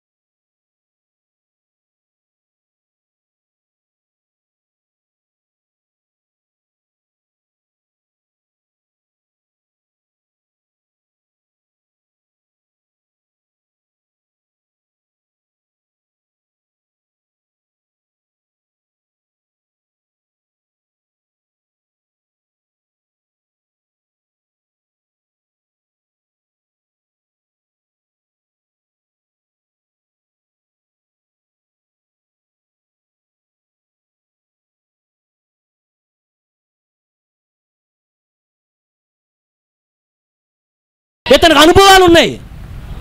అంత వయసులో పెద్దతనండి ఆయన, కానీ మరీ అనుభవాలు ఉన్న వ్యక్తి కాదు, చిన్న వ్యక్తి, 18 సంవత్సరాలు కొన్ని వర్తమానాల్లో. కానీ అంత చిన్నదానికి హృదయంలో ఏమున్నదంటే ఒక విత్తనం అనేది ఉన్నది, వెలుగుపడంగానే. ఇప్పుడు నేను అడిగేది వర్తమానం. ఇప్పుడు మన అంశం ఏంటి? శేషం. ఆ రోజున ఉన్న శేషంలో ఒక జకర్యా అంటే దేవుడు తను వేలు చూపించి తను ఏదైతే ప్రార్థన ధూపం వేస్తే దిగొచ్చి సమాధానం చెప్తే, ఇక్కడున్న శేషంలో కూడా ఒక జకర్యా ఉండి తీరాలి కదా. ఎటువంటి ప్రార్థన? దేవుడు సర్టిఫికేట్ ఇచ్చాడు తెలుసా అండి? ఇవ్వలేదా జకర్యాకి? ఒకసారి చూడండి, లూకా సువార్త 1వ అధ్యాయం 6వ వచనం. వీరిద్దరూ ప్రభు యొక్క సకలమైన ఆజ్ఞల చొప్పునను న్యాయ విధుల చొప్పునను. కారణం ఏంటంటే దేవుడి లేఖనాలు ఎప్పుడు మనకి ఏదంటారంటే చూసింగ్గా కాదు, చదువుకునేటప్పుడు ఎగ్జామ్లో రాస్తారు ఏమనంటే కింద ఉన్న 5 ప్రశ్నలకి ఏమైనా 3 వాటికి జవాబు రాయండి అని. దేవుడి లేఖనం ఎప్పుడు ఈ ఉన్న వాటినిట్లో ఒక 5 మీరు సెలెక్ట్ చేసుకుని అనదు, ఏ నుండి జెడ్ వరకు నువ్వు పాటించి తీరాల్సిందే. పెద్దదాని దగ్గర నుండి చిన్నదాని వరకు అన్నిటికీ నువ్వు సరిపోవాల్సినదే. ఎలిజబెత్ లైఫ్కి దేవుడు ఇస్తున్నాడు సర్టిఫికేట్. జకర్యా ఏమనంటే సకలమైన ఆజ్ఞల చొప్పున నువ్వు జీవించావు. మీరు జకర్యానే అంటే మరి ఎలిజబెత్ గురించి ఏం చెప్పాలి? ఇటువంటి జకర్యా ఎంచుకోవాలంటే ఎటువంటి భార్యను ఎంచుకుంటాడు? లోకమంతా చీకటిగా ఉన్నా ఆయన కొరకు శేషం ఉండక తప్పదు, శేషం ఉండి తీరుతుంది. కానీ ఈ రోజున ప్రశ్న, ఆ శేషంలో నువ్వు ఉన్నావా అనేది ప్రశ్న. ఎంతమందికి అర్థమైందండి? మీకేమనిపిస్తుంది? లేననిపిస్తుందా? నమ్మండి.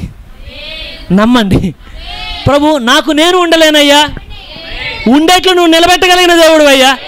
నా భక్తి నా నీతి కాదు, కానీ నువ్వైతే చేయగలవు ఆ కార్యాన్ని. హృదయంలో నాకు ఇష్టం ఉండదు ఏమంటే నిలబడాలని ఆశ నాలో ఉన్నది ప్రభు. అయితే ఇంకో ఆయన చూడొచ్చు కదా. ఒకసారి 2వ అధ్యాయం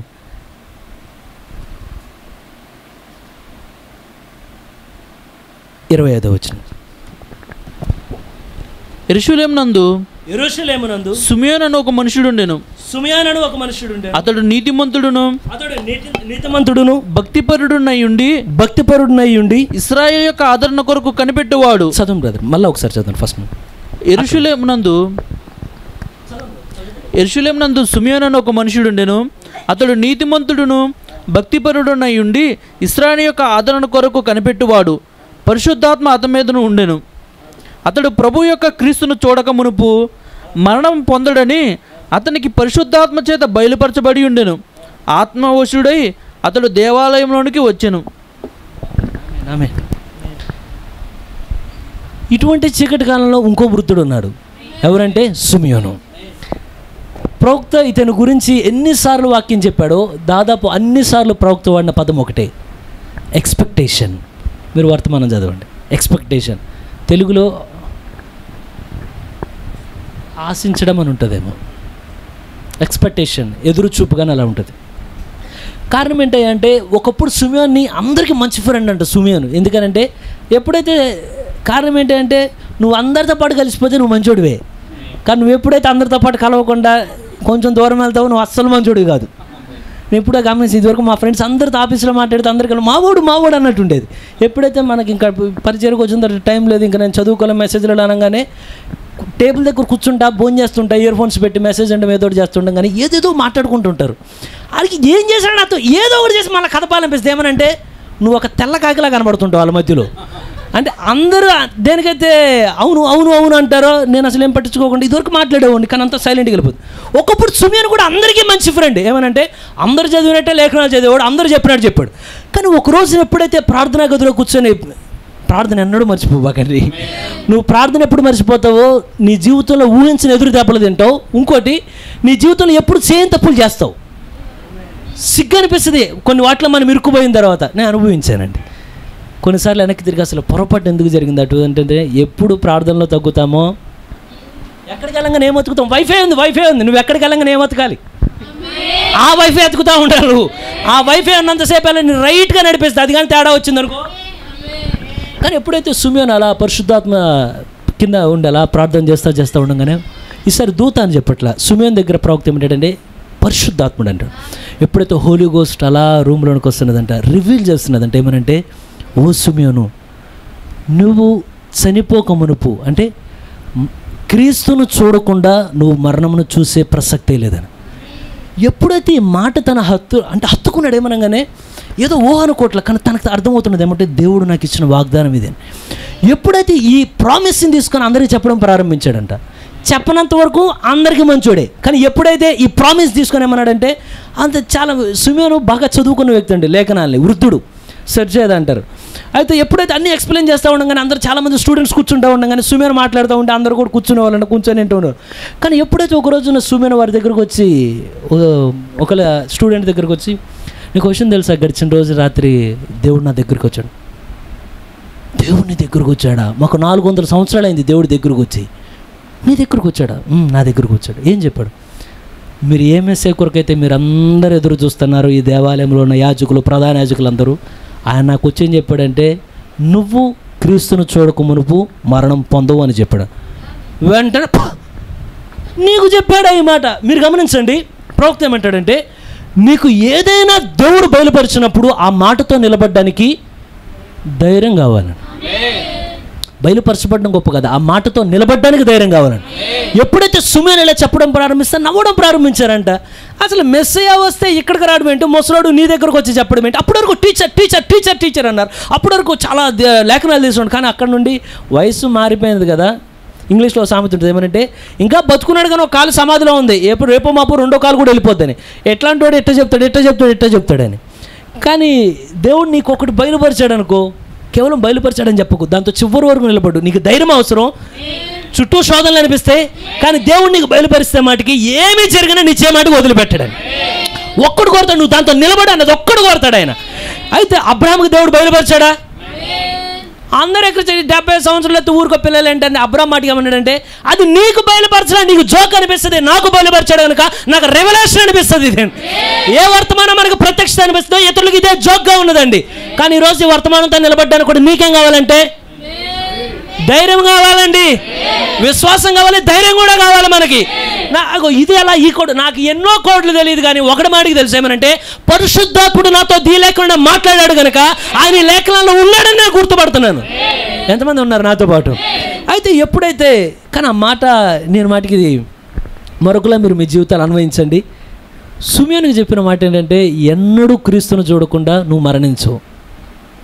దయచేసి క్రీస్తును చూడకుండా మీరు కూడా మరణించద్దు. Don't die.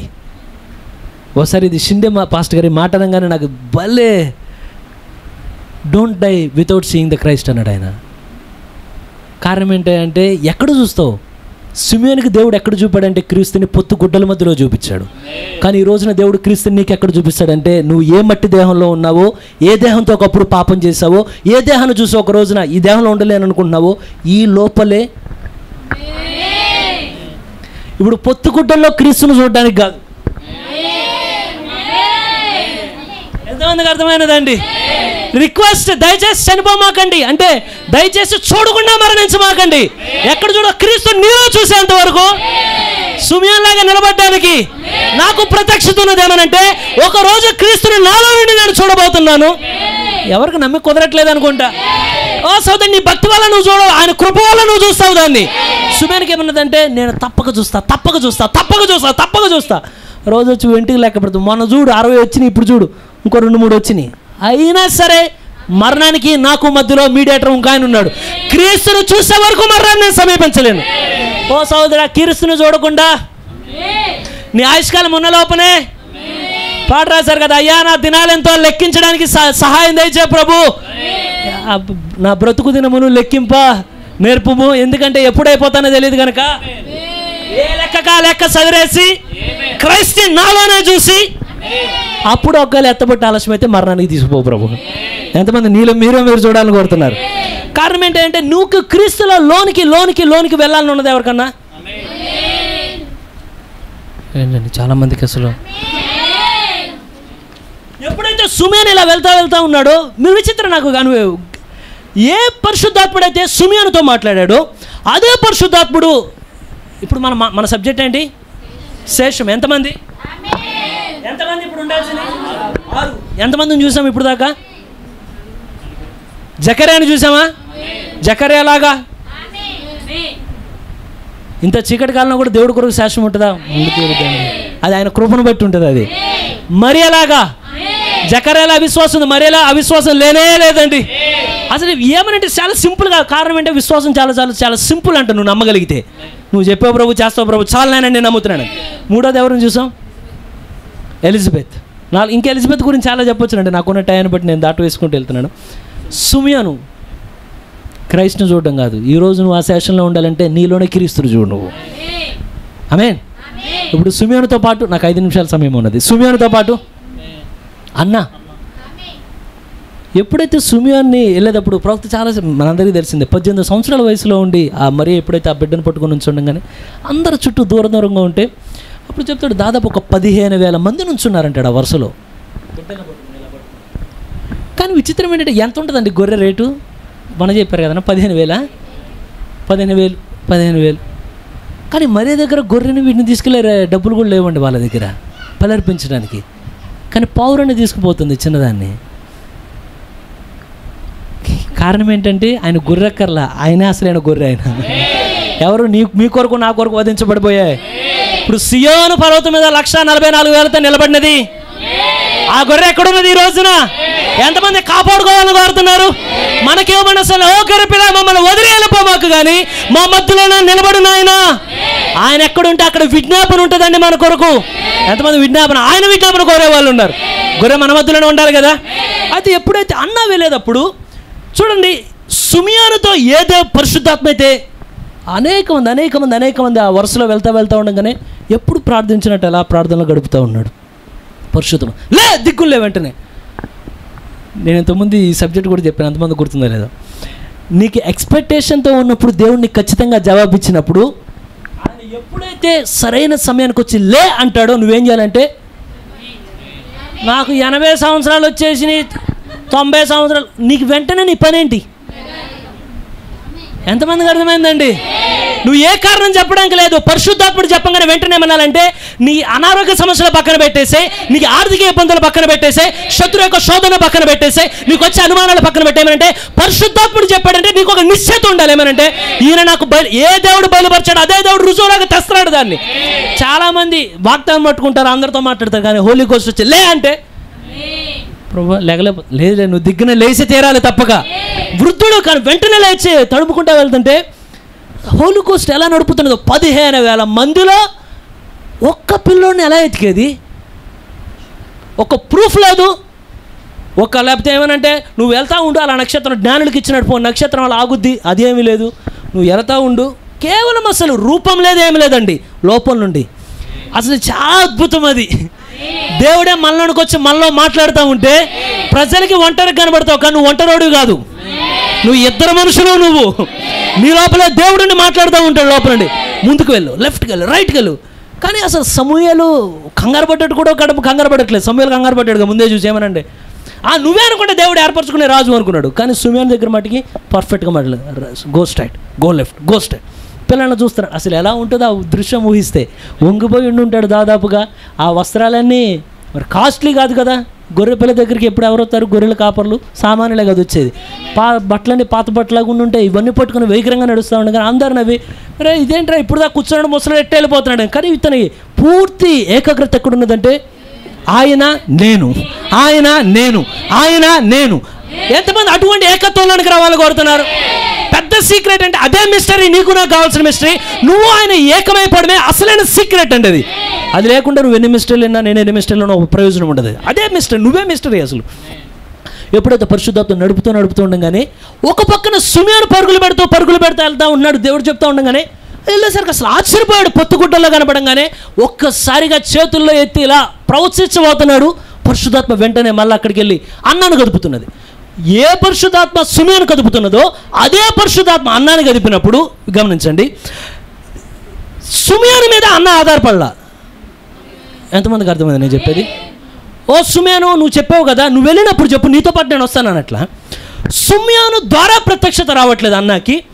ఎంతమంది నాకు చెప్పేది అర్థమవుతుందో? సుమేను అన్నాన్ని నడిపించట్లా, కానీ అన్నాన్ని ఎవరు నడిపిస్తున్నాడంటే సిమియోను నడిపించిన పరిశుద్ధాత్ముడే అన్నాన్ని నడిపిస్తున్నాడండి. ఈ రోజున బలిపీఠం ఒక బలిపీఠం మ్యాచ్ అవ్వట్ల. కారణం ఏంటంటే హోలీ గోస్ట్ వ్యతిరేకంగా నడిపించదండి. సిమియోను నడిపినదే అన్నాన్ని నడిపిస్తున్నది.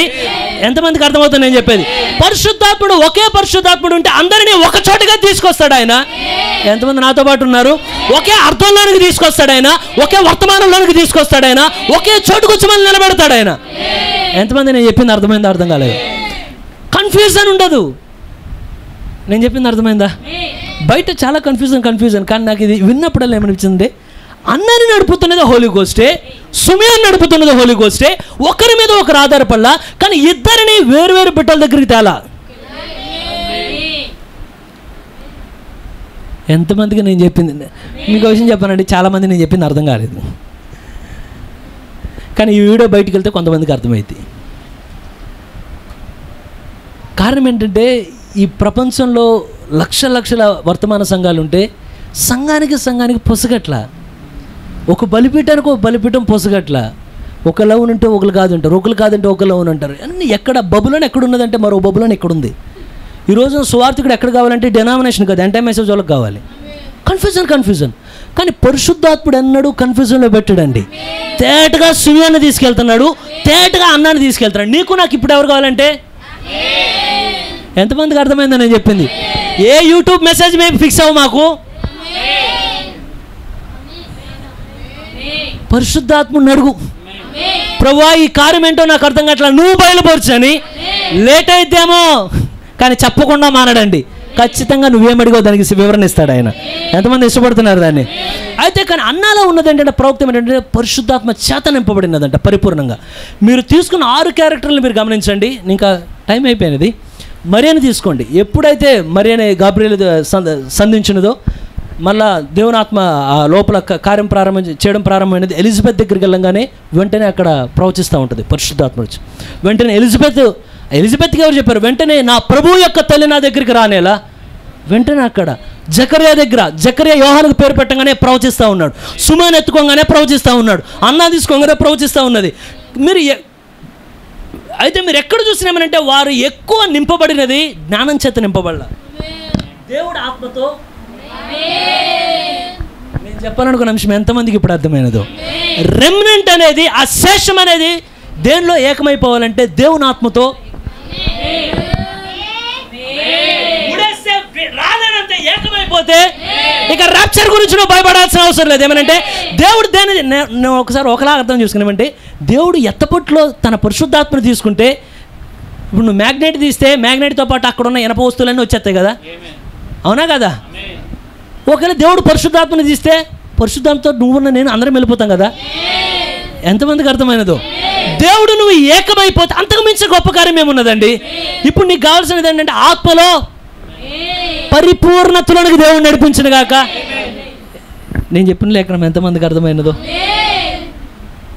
నమ్ముతారా ఇప్పుడు కూడా ఒక శేషం ఉన్నదని? ఇందా నేను పరిశుద్ధాత్మ అని చెప్పింది, నాకు చిన్నప్పుడు అలా అనుకునేవాడిని అని చెప్తున్నాను. నేను అదేం వాక్యంలో ఉన్నదని చెప్పట్లేదు. నేను అలా అనుకునేవానంటే మ్యాగ్నెట్ తీయంగానే ఐరన్ అని వచ్చినట్టు దేవుడు పరిశుద్ధాత్మ తీయంగానే అందరినీ వస్తారు. అలా అంటే ఒకవేళ దేవుడు అన్యుల మధ్యలో యూదుల మధ్యలో పరిశుద్ధాత్మ ఇస్తే మన అందరం అక్కడికి వెళ్ళిపోం కదా, అలానే కదా అని అర్థం. నేను అలా చిన్నప్పుడు అలానే ఉన్నాను. కానీ ఇప్పుడు 6 చూడండి. మిగతా క్యారెక్టర్లు నేను చెప్పడానికి టైం లేదు, కానీ అసలు నేను వాస్తవానికి మోషే కీర్తన, గొర్రెపిల్ల కీర్తన అనేది చెప్పాలనుకున్నాను. అసలు దానికోసం ప్రారంభించిన అంశం అది. సమయం అయిపోయింది.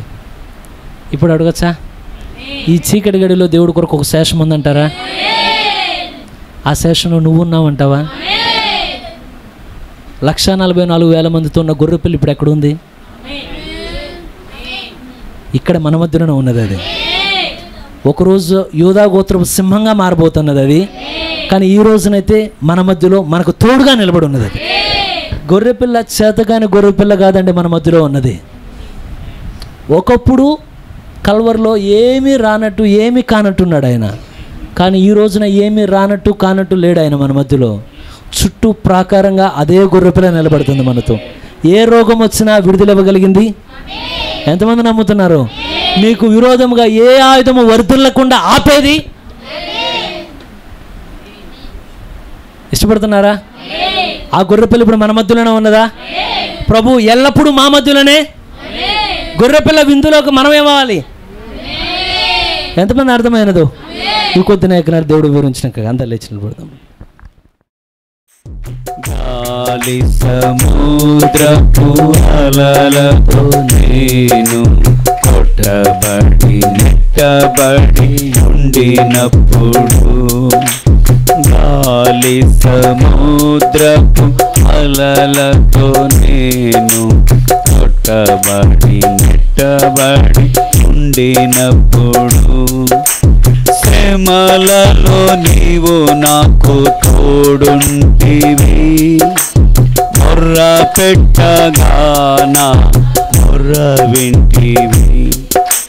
శ్రమలలో నీవు నాకు తోడుంటివి, మొర్ర పెట్టగా నా మొర్ర వింటివి. ఆదుకొంటివి నన్ను ఆదుకొంటివి, నీ కృపతో నన్ను ప్రోచితివి. ఆదుకొంటివి నన్ను ఆదుకొంటివి, నీ కృపతో నన్ను ప్రోచితివి. గాలి సముద్రపు అలలతో నేను కొట్టబడి నెట్టబడి ఉండినప్పుడు, గాలి సముద్రపు అలలతో నేను కొట్టబడి నెట్టబడి ఉండినప్పుడు, ఆదరించే నీ వాక్యము, లేవనెత్తే నీ హస్తము. హల్లెలూయా.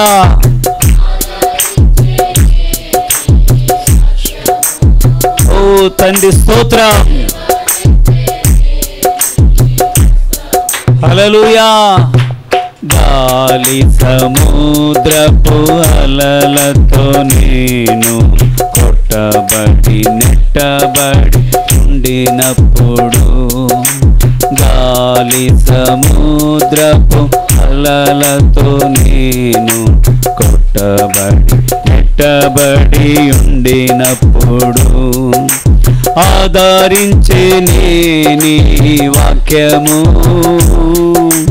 లేవనెత్తే నీ హస్తము.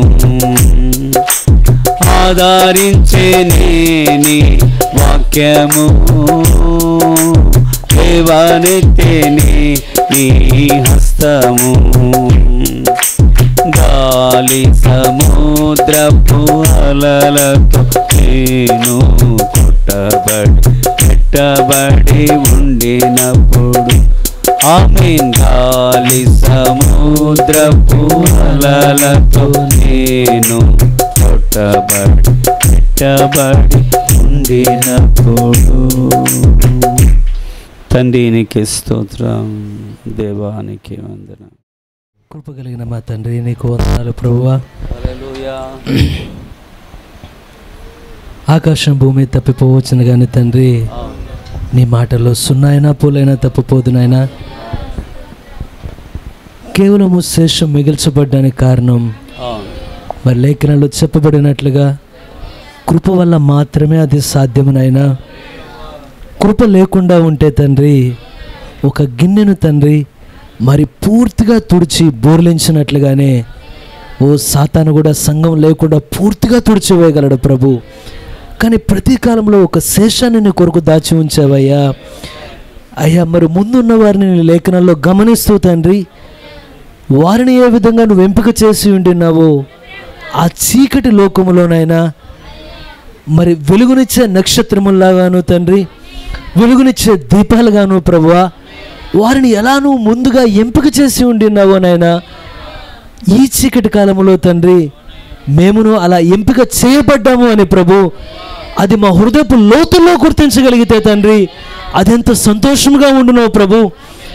మరి ఏలియా చెప్పినప్పుడు నేను ఒక్కడనే నిలబడి ఉన్నాను నీ కొరకు అంటే, ఓ ఏలియా నీ ఒక్కడివే కాదు కానీ బయలునకు మోకాళ్ళునకి ముద్దు పెట్టుకోనికి నా కొరకు ఇంకా 7,000 మంది ఉన్నారని చెప్పినప్పుడు ఓ శేషమున మమ్మల్ని ఒకరుగా ఉంచినందుకు నాయనా నీకు వేలాది వందనాలు మేము చెల్లిస్తూ ఉంటున్నామయ్యా. కృప లేకుంటే మేము కూడా సొదొమ వలె ఉందమయ్యా. కృప లేకుంటే మేము కూడా గొమొర్రా వలె మేము ఉందమయ్యా. కానీ కృప మమ్మల్ని వెలుపలికి రప్పించిన ఆయన, కృప మమ్మల్ని చీకటిలోని వెలుపలికి రప్పించిన ఆయన, మేము ఎన్నడూ చూడని ఆశ్చర్యమైన వెలుగులోనికి మమ్మల్ని నడిపించేయండిగా. ఓ ప్రభు, మా హృదయపూర్వకంగా నీకు వందనాలు మేము చెల్లిస్తూ ఉంటున్నాం అయ్యా. మా హృదయంలో ఎల్లప్పుడూనైనా ఆ సమయాన్ని ఏ విధంగా ఎక్స్పెక్టేషన్ చేస్తూ ఉంటున్నాడో తండ్రి, ఈరోజు కాకపోయినా రేపైనా నాకు తప్పక నేను ఆయన కనులతో చూడబోతున్నాను అని అయ్యా. మా దినముల్లో నైనా మా ఆలోచనల్లోనూ తండ్రి, మాకు ఇవ్వబడిన సమయం అంతటిలోనూ తండ్రి అదే ఆలోచన మమ్మల్ని మన్నించినట్లు దయ చూపించండి అయ్యా. ఎత్తబడుట అంటే సంఘానికి వచ్చినప్పుడు జ్ఞాపకం వచ్చేది కాదు కానీ నాయనా అయ్యా, మేము ఏ పనిలో ఉండినప్పటికీ నాయనా, ఎప్పుడు ఆ స్వరం వినబడబోవచ్చు ఉన్నదో అని, ఎప్పుడు ఆ పెండ్లి కుమారుడు రాబోవచ్చు ఉండి ఉన్నాడో అని, ఆ మధ్యాకాశంలో ఆయన అడుగుపెట్టి ఉన్నాడేమో అని తండ్రి అయ్యా, క్షణ క్షణము భయముతో మేము గడుపునట్లుగా, క్షణ క్షణము ఆసక్తితో మేము గడుపునట్లుగా అటువంటి హృదయాన్ని మన్నించమని అడుగుతూ ఉంటున్నాం. అటువంటి ప్రత్యక్షత మాకు దయచేయండి తండ్రి అయ్యా. సుమయాన్ని నేను ఆ ఎక్స్పెక్టేషన్ ఎన్నడూ వదిలిపెట్టలేదు కానీ, ఏ వయసులో నువ్వు మాట ఇచ్చావో మేము ఎరుగుము కానీ తండ్రి అయ్యా, వెంట్రుకలు తెల్లబడిపోవచ్చు ఉండినప్పటికీ, శరీరం మీద మరణం ఏలుబడి చేయొచ్చు ఉండినప్పటికీ, కానీ తన గుండె లోపల అవకాశం ఉండినదయ్యా. క్రీస్తును చూడకుండా మరణము కూడా నన్ను ఏమీ చేయలేదని. ఓ ప్రభు, దయచేసి అల్పులుగా నిలబడి ఉండినామయ్యా. మాలో మమ్మల్ని మేము చూసుకొని ఉండినాము కానీ మమ్మల్ని మేము క్రీస్తును చూడగలిగిననైనా ఆ లోతైన జీవితానికి నడిపించండి అయ్యా. మాలో మేమే కనబడుచు ఉండినామయ్యా. అనేక సార్లు మాలో మా లక్షణాలే కనబడుచు ఉండినవయ్యా. మాలో మేమే కనబడుచు ఉండినాము కానీ మాలో క్రీస్తును చూడగలిగిననైనా ఆ క్షణాన్ని మేము అడుగుచూ ఉండినామయ్యా. ఓ జకర్యా విషయంలో ఎంత యథార్థముగా ఉండినో, అంతమంది మధ్యలో ఒక దూతను నువ్వు పంపించవలనంటే, ఒక దూత ద్వారా నువ్వు మాట్లాడవలనంటే, ఆ ప్రవక్తను ఒక గర్భంలో పెట్టవలనంటే తండ్రి, ఆ తల్లిదండ్రుల మీద నీకు ఎటువంటి నమ్మకం ఉండి ఉన్నదో ప్రభు, దయచేసి ఈ కాలంలో ప్రభు, ఈ చీకటి కాలంలో ఎవరో కాదు కానీ మేమే ఆ శేషమని నమ్మి చేతులెత్తి అడుగుచూ ఉండినామయ్యా. ఏ లిటిల్ రెమినెంట్, ఒక చిన్న గుంపు ఆయన కొరకు ఉండును అని. ఒకవేళ నిజంగా 500 మందే ఎత్తబడతారంటే ఆ శేషంలో ఒకరు మేమైతే తండ్రి, ఆ మాట మాకు భయాన్ని పుట్టించదు కానీ తండ్రి, మా హృదయంలో ఒక నమ్మికను పుట్టించిన ప్రభు. 500 మందిలో నేను తప్పక ఒకనై ఉంటాను అని. ఒకవేళ తక్కువ మంది ఉంటారన్నా అది మాకు భయాన్ని పుట్టించదు కానీ, ఓ ప్రభు, వారి ఆత్మలో ఏకమైపోయినట్లుగా నాయన దయచేసి మా పట్ల దయచూపమని అడుగుతూ ఉంటున్నాం. ఈ రాత్రి కాలం ముందు ఇక్కడ నిలబడిన వారిలో ప్రభు, ఎవరి ఆత్మీయ జీవితం ఎలా ఉన్నదో నువ్వు ఎరిగిన దేవుడు అయ్యా. దయచేసి నీ సన్నిధికి వచ్చినప్పుడు మేము ఆటలాడడానికి రావట్లేదు కానీ తండ్రి, అనాలోచన ఉండి వెళ్ళడానికి మేము రావట్లేదు కానీ నాయన, ఆ శేషం ఎంత జాగ్రత్తగా నువ్వు కాపాడుకోవచ్చు ఉండి ఉన్నావు. ఓ ఆ గొర్రె పిల్లగా ఈ శేషం మధ్యలో మీరు నిలబడి ఉండగా నాయన, నువ్వు లోకం మధ్యలో లేవు కానీ తండ్రి అయ్యా, ఎక్కడున్నా నువ్వు లేవు కానీ ఆ శేషం మధ్యలో నువ్వు నిలబడి ఉండగా, ఓ ఆ గొర్రె పిల్ల మా మధ్యలో మా కొరకు విజ్ఞాపన చేయొచ్చు ఉండి ఉండగా ప్రభు, మా హృదయాల్లో భయం కాదు కానీ నాయనా, మా హృదయాల్లో ధైర్యాన్ని దయచేయండి అయ్యా. మా హృదయాల నిర్లక్ష్యము కాదు కానీ నాయనా, మా హృదయాల ఆసక్తిని దయచేయండి అయ్యా. మా హృదయాల నిద్రమత్తు కాదు కానీ నాయనా, మా హృదయాల ప్రత్యక్షతను దయచేయండి అయ్యా. మా హృదయాల దూరంగా కాదు కానీ దేవునికి దగ్గరగా దగ్గరగా దగ్గరగా తండ్రి. ఓ ఆ వయసులో తండ్రి అన్న ఏ విధంగా నిలబడి ఉండినదో ప్రభు, నీ కొరకు ఎటువంటి దప్పికను కలిగి ఉండినదో ప్రభు అయ్యా. వయసు ఆ యొక్క దప్పికను ఆపలేకపోయినది నాయన, చుట్టూ ఉన్న వారెవరు ఆ దప్పికను ఆపలేకపోయారు నాయన. కానీ అంత వృద్ధాప్యంలో కూడా ఓ పరిశుద్ధాత్మను మాట్లాడగలిగిన స్వేచ్ఛ ఇవ్వగలిగినది తండ్రి. ఓ ప్రభు, దయచేసి మమ్మల్ని మీ యొక్క హస్తాలకు అప్పగిస్తూ ఉంటున్నాం. ఈ రాత్రికాల సమయం ఈ కొద్ది లేఖనాలు తండ్రి, దయచేసి ప్రభు ఎవరెవరిని లేఖనాలు తాకి ఉండినవో నాయన, దయచేసి కొద్ది మాటలు వారి హృదయాల పదిలంగా ఉంచమని అడుగుతూ ఉంటున్నాం. ఏ రూపాన్ని మేము చూడలేకపోవచ్చు ఉంటున్నామో ఆ రూపం కొరకు మేము తాపత్రయ పడినట్లు దయ చూపించండి.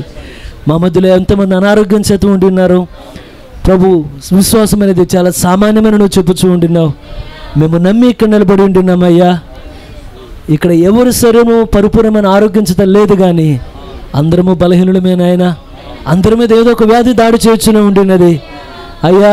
నువ్వు నిన్న నేడు నిరంతరం ఏకరీతిగా ఉండినావయ్యా.